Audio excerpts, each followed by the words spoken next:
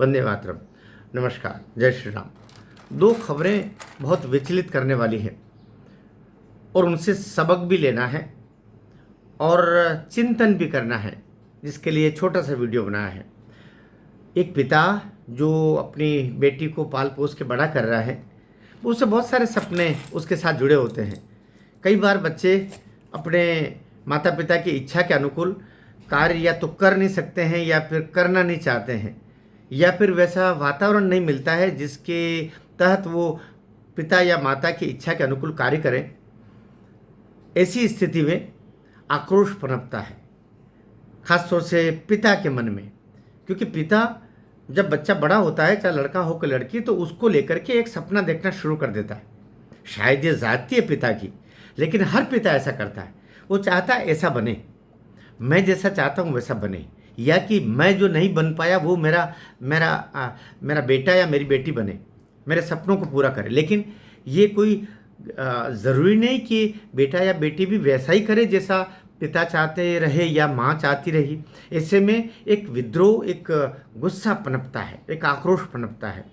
और उसमें भी आजकल के सोशल मीडिया के इस ज़माने में जब लड़के लड़कियां रील बना करके और इससे भी पैसा कमाने की तरफ आगे बढ़ते हैं, या कि उसमें और ज़्यादा दुखद स्थितियां पैदा होने की संभावनाएं बन जाती जब लड़की खास तौर से घर में कमाना शुरू कर दे और पिता थोड़ा बेबस रहे और वो उस बेटी की कमाई पर भी परिवार को पालने के लिए विवश हो जाए। मैंने शब्द बहुत संतुलित बोले हैं ताकि किसी भी पिता के मन को चोट न पहुँचे। ऐसी स्थितियाँ बनती है। ये बहुत आर्थिक द्वंद्व का युग है, जहाँ पर रोटी कमाना बहुत कठिन हो गया है। और यही नहीं, भारत में ही नहीं, दुनिया में ऐसा हो रहा है।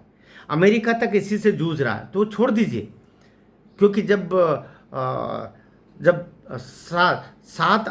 8 अरब जनता देश दुनिया में है, तो और उसका भी 150 करोड़ अर्थात 1.5 अरब भारत में रह रहे हैं। ज़मीन तो वही है, संसाधन भी वही है। ऐसे में दिक्कतें तो आएगी।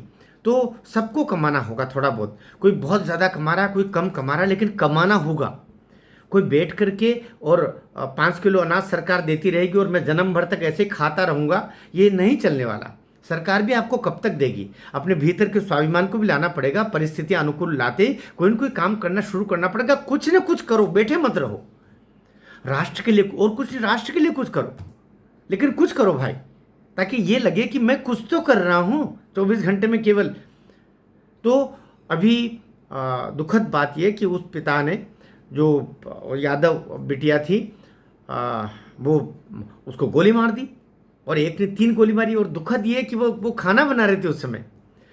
उस पिता और परिवार के लिए वो बच्ची खाना बना रही थी, उससे पिता ने उसको गोली मार के ख़त्म कर दिया। लड़की सहमत नहीं थी। उसका जो एक टेनिस कोचिंग सेंटर वगैरह कुछ वो उसने करके रखा था, उसको भी पिताजी नहीं चाहते थे कि उससे कमाई हो रही थी। फिर रील बनाती थी, उससे भी पैसा आता था। पिताजी को दोनों ही नागवार थे। पिताजी खुद अक्षम थे मतलब कुछ कर नहीं पा रहे थे। ऐसे में कुछ करने के स्थान पर उन्होंने ये कर दिया कि बेटी को ही मार दिया। अब पूरी उम्र या तो सलाखों में रहेंगे या फांसी पे जाएंगे। बेटी तो चली गई हाथ से।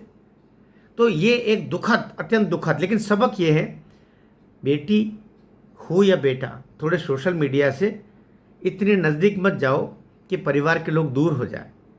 इसलिए उससे भी कुछ समय बांध करके रहना चाहिए। हर समय मीडिया, हर समय रील, इस समय वीडियो, ये भी दुखद है। ये इसका परिणाम है। ऐसे और भी उदाहरण है जहाँ बच्चों को मोबाइल से परहेज किया, रीलों को देखने से मना किया, तो उन्होंने सुसाइड करने से लेकर के, और बहुत दुखद प्रसंग है, याद नहीं करना चाह रहा हूँ इसलिए। लेकिन बच्चों को भी इसमें थोड़ा सा समझाइश देते हुए धीरे धीरे करके लाना पड़ेगा। गोली उसका समाधान नहीं है, बोली उसका समाधान है। धीरे धीरे करके बच्चों को समझा। दूसरा, एक और गुरु पूर्णिमा पर हरियाणा के एक स्कूल में एक स्कूल के प्रबंधक को कुछ बच्चे आए और मार करके चले गए, क्योंकि वो उन्हें अनुशासन की सीख देते थे, प्रतिदिन आने की सीख देते थे, रीलें और मोबाइल न देखने की सीख देते थे।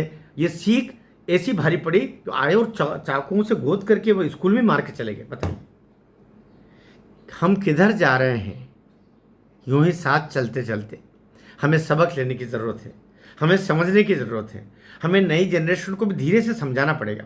मैंने कहा ना, गोली उसका उपाय नहीं है, बोली उपाय है। प्यार से अपनी अपनी अपनी अधिकार नहीं, अब याचना के तहत कुछ करना पड़ेगा। मैं सोचता हूँ बड़े लोगों को इस दौर में ज़्यादा चिंतनशील होना पड़ेगा, बच्चों को साधना पड़ेगा, उनको लाइन पर लेने के लिए प्रेम ही हमारे पास में, और अपनी अपनी जो दुखद चिंताएं हैं वो उनके सामने रखना पड़ेगी, तभी एक निदान निकलेगा। भारत माता की जय।